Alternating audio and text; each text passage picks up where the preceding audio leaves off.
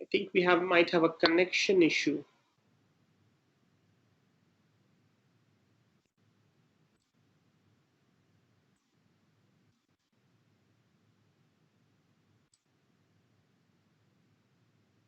Arun, maybe you can look into this. Yes, Mr. Datta, I'm on call with him. Okay. I'm looking into it.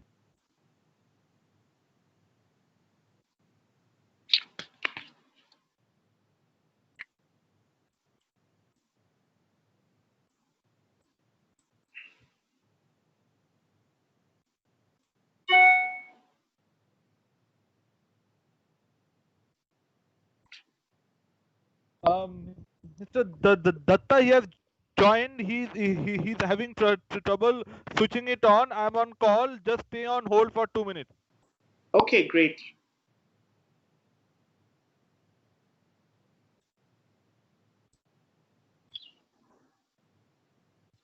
Can you hear me now? Yes, sir, we can hear you. Okay, good. Okay, so let me thank you and also my friends in UK for the forthcoming meeting that's going to take place for the COP. In fact, my dear friend Alok Sharma, who is going to be actually working on it, and I really wish him all the best for you. And I will please tell him that I was very fondly remembering him.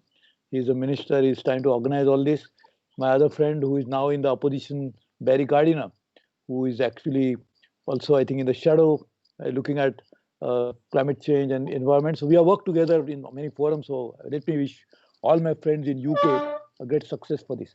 Now let me very briefly, because I know the time is so limited. In fact, time is limited for climate action also. Very limited time for the world to take action on climate, because we are all running against the time, and hopefully we do something before we are finished from this planet. Very briefly, the part of the world that you're talking about in this discussion, the east of India and the northeast of India. Incidentally, barring northeast, the rest of the east is one of the most populous part of the country with very high population density. And that part is also most vulnerable one. At the same time, most precious part of the world for biodiversity. This part, you can describe it as Eastern Himalayas. When you call it Northeast, you can actually call it Eastern Himalayas. Eastern Himalayas is one of the two major hotspots of biodiversity for India. Other one is the Western Ghat in the south of India. What is important therefore now is to protect it, the biodiversity, but also ensure that that part of population is also protected. The Himalayas, which is the water tower of the world, we does not just provide water to this part, but also in the Mekong River on the other side. Not just to this part of India, but also to Bangladesh, Nepal. In fact, I had set up a action on working with my friends again in UK as well as with World Bank on Greater Himalayas action for combating climate change, because this is one of the major challenge for us. Now, coming to this point on action and resilience too. First, the livelihood will be hugely affected if we take action, if we don't take action on climate. Water, which is a major issue. And in fact, sometimes you feel that because I mentioned it as water tower, even the glaciers on Himalayas are actually melting and therefore giving way to the rising temperature. Now, if we don't limit the rising temperature to 1.5 degrees centigrade and not 2, I think we have a serious problem. And I really endorse the views of my dear friend Nicholas Stern, Lord Nicholas Stern, who is also now member of the parliament in the upper house. He's a lord. And always tell everybody that knowing that inaction on the part of the world on climate change, only Lord can save us. Therefore, I always tell that only Lord can save us is Lord Nicholas Stern, because he has given a stern warning and we are not acting on it.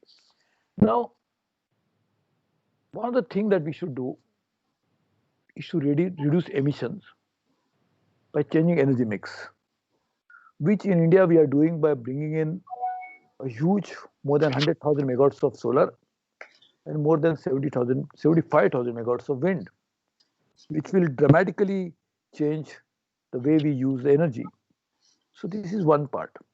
The second part would be regional cooperation that is necessary, not just with India, but as I said, with the neighboring countries. And therefore, I started working right from Afghanistan on this side to uh, our India, as well as going beyond India, Tibet, where most of the water bodies start, the rivers start flowing from there. Now, this cooperation can be achieved on some common goals. The common goals can be changing several practices which leads to emissions. Now, there are certain emissions which are always touted as a cause of it, and we should understand that there is a humanness and humane attitude that we should keep in mind to do that. For example, we say that dairying is cause of methane emission. This could be a ridiculous argument because by doing that, we are saying that such small part of that emission could be contributing to significantly to carbon, black carbon that goes into the environment. So I think we should try to put into perspective. And if we can have regional cooperation, because as I said, water is going to be the major source of livelihood, and glaciers melting would mean so much of water coming down, and the changing weather pattern, which already is a result of climate change, would also mean that there will be more floods as well as cloud burst. And if that happens, there could be more natural disasters coming. And more natural disasters would mean the cost of adaptation to climate change, and that's part of resilience, will be very, very high. India's cost of adaptation is going to be massive. And that part of India, as I said, rich with biodiversity, if it is destroyed, the effect will go beyond India or that part. Like Amazon forest are causing problems here. So loss of biodiversity here would be a huge cause of concern for the rest of the world. Therefore, we need a global action to support returning this rich biodiversity of India with help of communities. See, nobody can save biodiversity unless people themselves are not involved. So I launched, for the benefit of people, a program called Bamboo and Ratan. If you can plant bamboo, which is not uh, timber but a grass variety, would make sure that the livelihood is protected as well as deforestation will stop. And in 1998, when I was the environment minister 22 years ago, we are working on a massive program for reforestation of the Northeast. And therefore, we should try to take all of this in mind. So resilience will come from adaptation side. And adaptation will be one of the major issues, adapting to natural disaster, adaptation to agriculture practices, adaptation to water management, adaptation to ensuring, though that part luckily doesn't have oceans because that part is more or less landlocked, barring few. Like if you take West Bengal and Odisha, it has oceans, and therefore we really need to work on that and try to take some concrete action.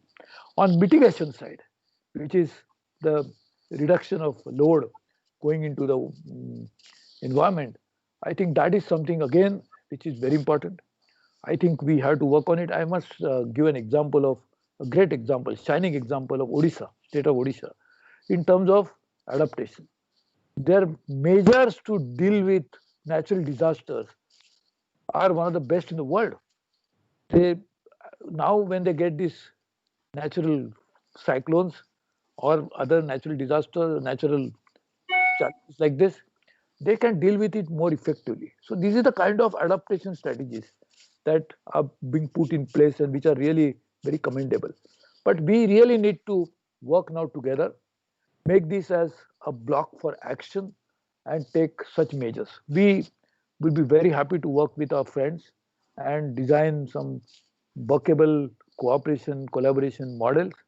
And I think to begin with, our members of parliament, we could set up a group of northeastern MPs and eastern part of India's MPs to work together as a block to take action on climate change. And we should collaborate with our friends in Nepal, our friends in Bangladesh, our friends in Bhutan, and try to work out a regional strategy so that we can actually take concrete action on both mitigation as well as resilience and adaptation. So I think this is something which will be a great measure to work on. I always seen in UK another forum in which we used to work is Globe, interparliamentary group of members of parliament, which used to have an office in House of Commons. So we would like to work with all of you and take this message forward. But let me thank you. I think we are running out of time globally because COPs are taking place regularly. Of course, the last one couldn't take place when it was to take place in Chile, but and that of course happened in Italy, and now we are going to have it in UK. But the COPs happen, but action doesn't happen. So now the problem is that I have been leading India's delegation right from COP4, which happened in Buenos Aires in 1998. But I see that when the action is most needed, we are not doing it. Paris Accord is a very good framework available to us. We should try to work on it. In fact, in G20, we are emphasizing the need for global action coming from this Paris Accord. At least that is a starting point, and take this forward. Even in G7, when India was invited and we met in Biarritz to the neighborhood of our friend in UK, in France, we again decided and reiterated the need to take action. And one of the action there was oceans, which is another very important issue because oceans are also under threat. We have lost good part of terrestrial biodiversity, and what is left of marine biodiversity we don't save, then we are heading for a global disaster of unimaginable nature. So just imagine, its time is losing out, but still we have little more time left to take action. And I'm glad that you're focusing on this part of the country, which is northeast and the east. I am sure the sun rises in the east. So I think new ideas will be born there.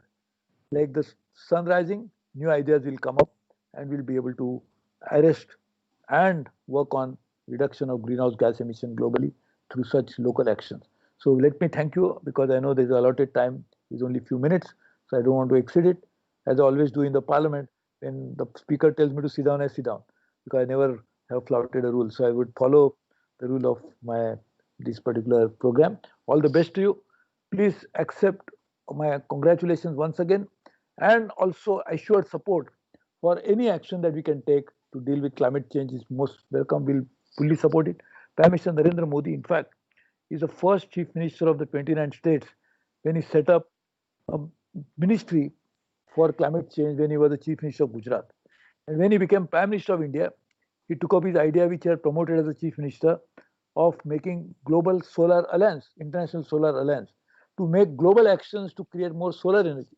That will be one of the biggest mitigation measures by changing global energy mix. So I think we'll be really working on it.